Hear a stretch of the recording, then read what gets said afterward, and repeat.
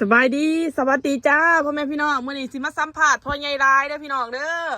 น้องตายเลยไปอ่านคอมเมนต์ได้ร้ายคอมเมนต์วันน้องตายโกหกใช่ไหมว่าจะมาไทยวันไหนน้องตายจะมาไทย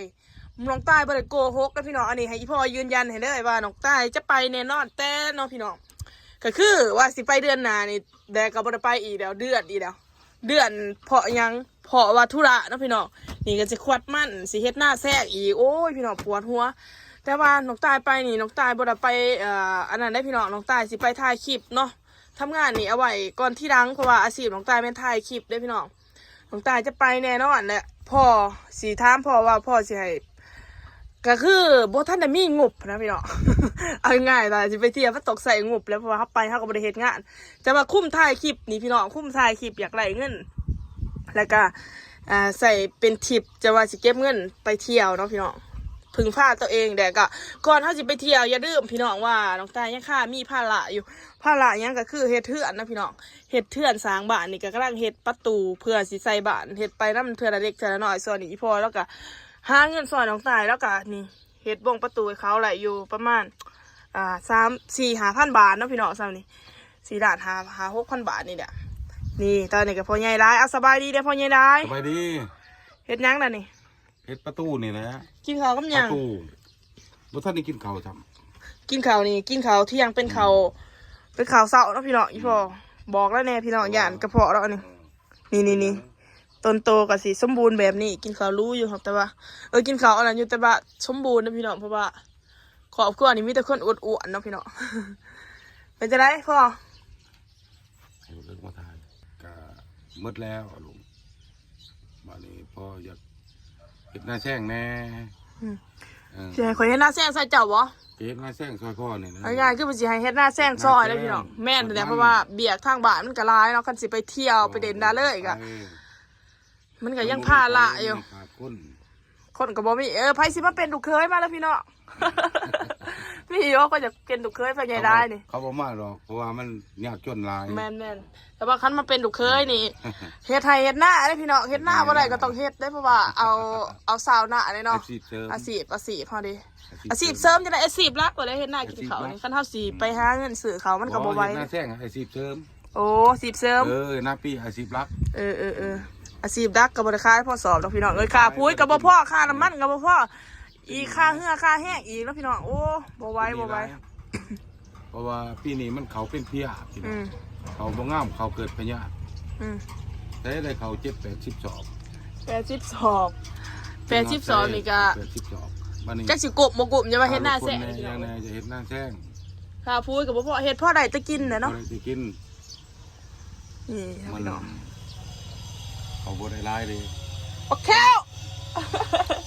คันลูกตายไปบ่ได้เฮ็ดหยังดอกอันประเทศไทยเลยไผสีดำหน้าไทยหน้าบ่มีคนไทยหน้านี่เนาะพี่น้องพ่อก็เฒ่าแล้วมีแต่น้องตายผู้เดียวเฮ็ด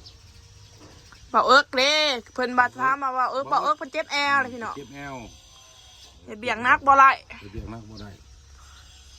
เดี๋ยวนี้ก็มีแต่เบาและสมปูนเบาสมปูนซอยพ่อเนาะปูนซอยพ่อเพื่อนสร้างนี่ก็แม่นบ่ได้จ้างนะพี่น้องประหยัดงบเฮ็ดได้งบแบบประหยัดพอมันก็บอกคอยเจ็บแล้วคอยหายไปเป็นยังคือว่าคอยหายไปจักแล้วมันก็กินยาเลยพอกินยาแล้วพ่อนี่ต้องกินยาประจำเลยพี่น้องกินยากับพอได้เฮ็ดเวียกได้เดี๋ยวตอนเพศนะพี่น้องสิพาอีพ่อไปนั่งกินข้าว YouTube ตัวนั้นเมื่อไงน้องตายถ่ายพ่อนั่ง YouTube ตัวนั้นได้200,000 วิวได้พ่อ200,000 วิวอยู่ค่ะมันเพศไปอีกเนาะมันเพศเดี๋ยวสิหาข้าวไปกินนั่งกินอยู่พุ่นนะเฮาก็ล่มกันอยู่พุ่นเนาะยีนะพี่น้องแต่ว่าเวลาถ่ายพ่อลงนี่คนคือมักเบิ่งแท้มักเบิ่งม่วนได้เนาะคนแน่นี่เป็นยังคือว่ามักเบิ่งแท้ว่าพอเด้อเอาหมวกออกเบิ่งผมกับงอกบ่ได้ไรพี่น้องแต่ข้าวตะกี้นี่แต่ข้าวน้องตายจำความได้นี่เพิ่นบ่ได้ปล่อยผมงอกแนวนี้ได้พี่น้องค่ะแต่ว่ามันงอกตั้งแต่น้องตายเกิดพุ่นน่ะมันเด่นสีได้เด่นหย่อมผมเด่นสีได้ยอมเลยแล้วแต่ก่อนเดี๋ยวนี้พอบ่ได้ติดผมขาวแล้วพอปล่อยแล้วเพราะว่าพอเป็นพยาธิพอเป็นพยาธิยานมันแพ้แพ้ยาดิ แต่ย่าปิดผมขาวพอก็เลยปล่อยเลย นี่เรา พอได้เป็นคนต่างประเทศเลย เอานี่จะเสียดเบี้ยเนี้ยตอนสาย พอสิ นี่นะพี่น้องเดี๋ยวสิพามาเบิ่งอัน พอสิพัดประตูเลยพอสิพัดประตูเพื่อเอาไปจำหน่าย นี่เป็นจำหน่ายเด้อพี่น้องเด้อ จำหน่ายได้พี่น้องใครสนใจสั่งได้ พอพัดประตูนี่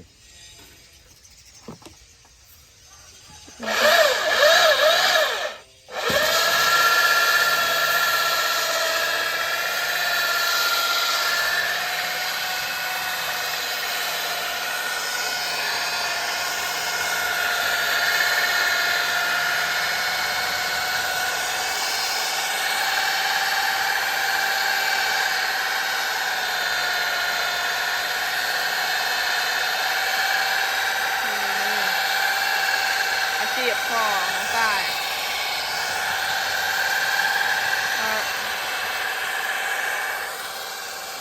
ที่ดินเดินทุกมือเลยไงพ่ออยากให้บ้านล้างนี่แล้วนะพี่น้อง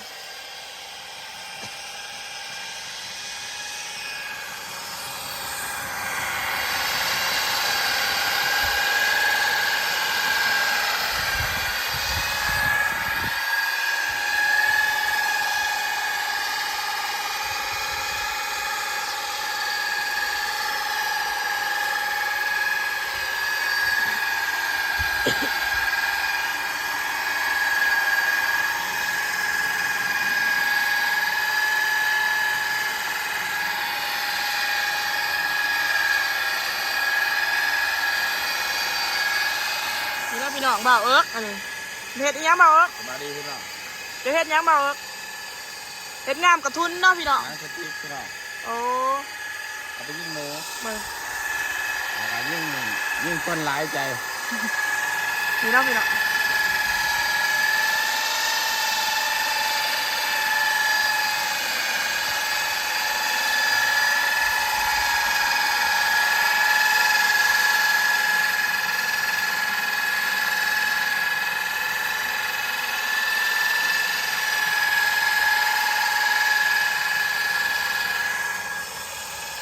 นี่ก็สิไปพาไปเบิ่งสวนผักสวนผักบ่าวเอิร์กเขาเฮ็ดบ่อนเขาลาวเดี๋ยวเฮาบ่ได้สิเฮ็ดบ่อนเขาลาว มันเขาลาวเหรอ เออ เออ มาแรกเนาะ วันที่31มันเขาลาว เออ แย่งกันแล้ว เฮ็ดบ่อนเขาลาวเลยพี่น้องบ่ได้ไปเล่นไกลเลยเสียให้หมู่มาบางทีก็บ่มีหมู่ก็นั่งกิน2 คนเขาลาวก็บ่มีครูเขาหรอกเขาลาวหรอกนี่พี่น้องหมากอันนี้น้องตายสิเอาไปกินก่อนหมากอันนี้เอามาจะใช้บ่าวเอิกบ่หมากอันนี้นี่นะมันคมบ่นี่สิเอาไปกินนะพี่น้องเพื่อลดน้ำหนัก เพราะมันแก่เลยได้นี่หมากอันนี้ผางมาจะไทยเพื่อนได้นี่ของพี่ชายส่งมาให้เนาะหนีมาปลูกออกหมากออกพ้นอะไรนี่เก็บกินได้เถื่อเลยเนาะเบิ้งสิเอามาน้องตายคิดว่าหมากกระเจี๊ยบโบแมนแต่มันสื่อจะได้นี่เห็นบ่มันก็ดังเป็นเด้อโอ้บอกปลูกกินเป็นเด้อ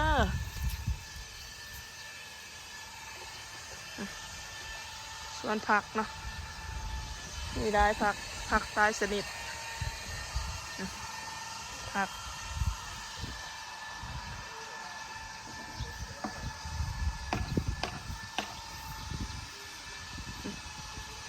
เดี๋ยวพี่น้องพักต้องแต่ก็ซื้อเบี้ยพักมาอีกสิปลูกได้ร้ายพักนะสิเอาล่องเอาไปล่องจำหน่ายอยู่ตลาดเบิ้งฐานเป็นนี่เนาะกล้วยกับน้องตายเห็นคอมเมนต์เพิ่นมาให้ปิด